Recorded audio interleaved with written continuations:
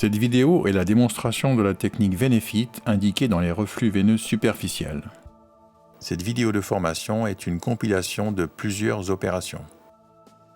Le cathéter Closure Fast comporte un élément chauffant de 7 cm, à l'extrémité duquel se trouve un thermocouple qui contrôle la température en continu. Des marques blanches sont échelonnées sur toute la longueur du cathéter, espacées de 6,5 cm. Les repères sur la tige du cathéter permettent un chevauchement de 5 mm entre chaque retrait. Ainsi, le traitement est uniforme sur toute la longueur de la veine traitée. Ce cathéter comporte une lumière qui permet de l'introduire sur un guide de 0,18 ou 0,25. L'ensemble du matériel nécessaire à la réalisation d'une procédure Venefit est composé d'une housse de caméra, de gel stérile pour le repérage échodoppler péropératoire, d'une seringue de sérum hépariné afin de rincer le cathéter, d'un guide de 0,18 le cas échéant, ainsi que d'un introducteur 7 French de 7 ou de 11 cm. L'introduction du cathéter s'effectue à la limite inférieure de l'incontinence du tronc saphène. Elle se situe dans le cas présent au bord interne du genou. Très souvent, il existe une diminution du diamètre à l'emplacement du départ d'une collatérale, bien visible sur un plan de coupe transversal. Avant toute anesthésie, la ponction peut s'effectuer à l'aide d'un cathlon vert 18 gauge avec un repérage échographique. L'extrémité de l'aiguille visible apparaît à l'image comme un point en surbrillance au milieu du tronc. Après vérification du reflux, nous introduisons un guide rigide qui servira à faire passer l'introducteur 7 French. L'anesthésie locale cutanée débute à cet instant au point d'introduction.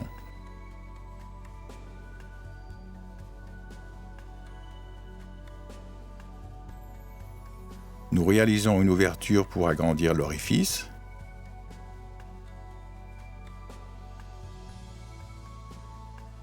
Afin de mettre en place aisément la gaine d'introduction préalablement rincée.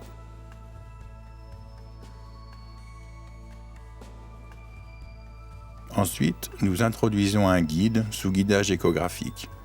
Nous le remontons jusqu'à la jonction saphéno-fémorale et vérifions son parcours le long du tronc saphène. Nous devons retrouver le guide dans le tronc saphène. L'insertion d'un guide est utile mais pas obligatoire pour réaliser une procédure Venefit. La pointe de l'introducteur est retirée pour introduire le cathéter Closure Fast. Celui-ci doit être rincé préalablement avec du sérum physiologique stérile, avec ou sans héparine. Une fois rincé, connectez le câble du cathéter Closure Fast au générateur Closure RFG. Le cathéter est ensuite monté sur le guide en contrôlant les deux extrémités.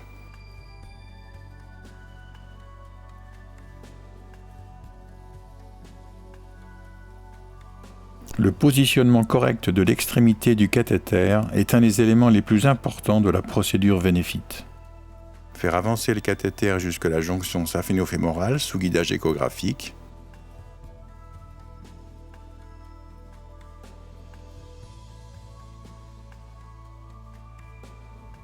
Afin d'observer facilement l'extrémité du cathéter, une injection de sérum peut être réalisée. Reculer l'extrémité du cathéter de 2 cm par rapport à la valve terminale.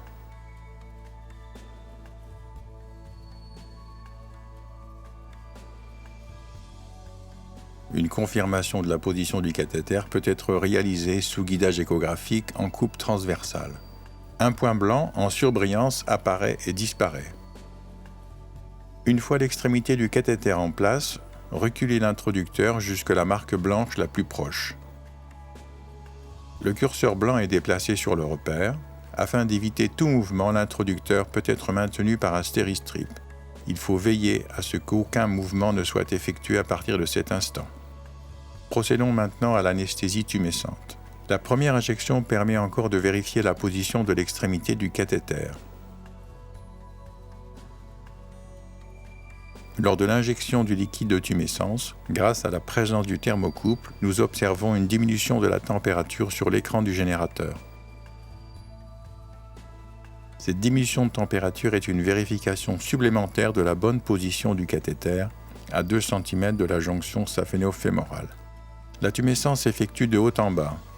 Le liquide utilisé pour la tumescence est le liquide de Klein, où l'excipient est du sérum salé dans lequel est dilué de la xylocaïne. L'excipient utilisé est du bicarbonate de sodium 1,4% dans lequel est dilué de la xylocaïne. Il faut être extrêmement vigilant au dosage du bicarbonate utilisé, qui doit être isotonique à 1,4%. Les autres concentrations de bicarbonate de sodium sont extrêmement toxiques. Le mélange usuel conseillé est de 14 ml de xylocaïne adrénalinée 1% ou non, dans un flacon de 500 ml de bicarbonate 1,4%. Cela permet de réaliser une dilution à 0,03%.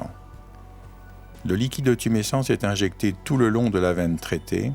Cette tumescence doit être extrêmement précise autour du tronc saphène, entre les deux feuillets du fascia. Une règle générale consiste à injecter 10 ml de liquide de tumescence pour 1 cm de veine à traiter. Quels sont les objectifs de cette tumescence ? Tout d'abord, elle assure l'anesthésie de la procédure vénéphite. De plus, la tumescence permet d'obtenir un bon contact entre l'élément chauffant du cathéter et la paroi du tronc saphène. La tumescence réalisée avec précision permet aussi d'éloigner autant que faire se peut les éléments nerveux tels que le nerf saphène afin de préserver les tissus environnants. L'injection de tumescence peut se faire à la seringue. Comme nous pouvons l'observer ici, il est plus facile et plus rapide d'utiliser une pompe à galets actionnée par une pédale. L'injection est alors plus régulière et plus conséquente. Avant tout traitement, placez le patient en Trendelenburg.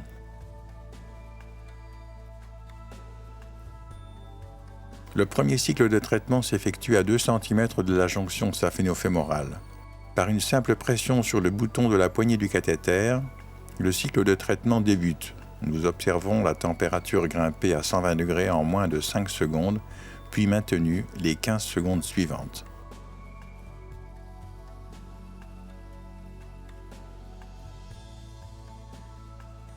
Deux cycles sont réalisés au niveau de la jonction saphéno-fémorale.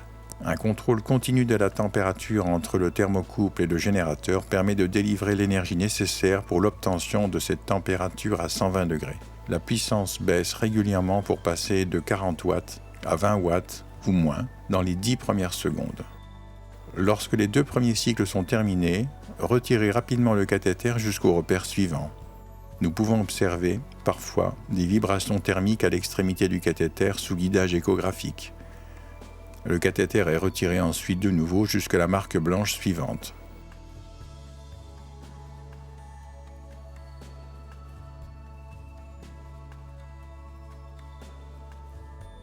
Entre chaque cycle de traitement, nous pouvons suivre le retrait du cathéter sur une coupe longitudinale. Le traitement est toujours déclenché en pressant le bouton de la poignée du cathéter. Il est important d'effectuer une compression externe sur toute la longueur de l'élément chauffant avec la sonde d'échographie afin d'obtenir un bon contact entre l'élément chauffant et le tronc saphène.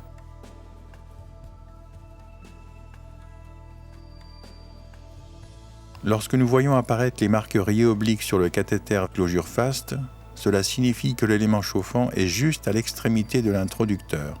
Afin de continuer la procédure vénéphite, reculez l'introducteur jusqu'à la marque blanche suivante.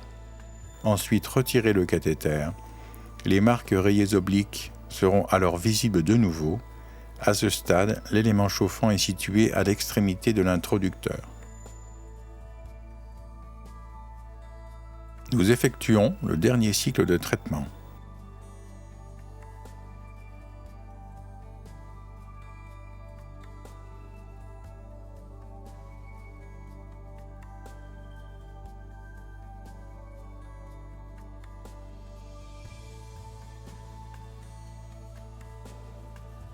Le retrait de l'introducteur fait apparaître les 3 barres blanches. Attendre que la température diminue aux alentours de 50 degrés avant de retirer rapidement le cathéter closure fast afin d'éviter tout risque de brûlure de l'orifice d'introduction. La vérification de l'élément chauffant est essentielle post-traitement. Nous observons un élément chauffant propre. Lors du contrôle échographique du tronc saphène traité, un épaississement de la paroi veineuse est observé. On remarque une terminaison en moignon à 2 cm de la jonction saphéno-fémorale.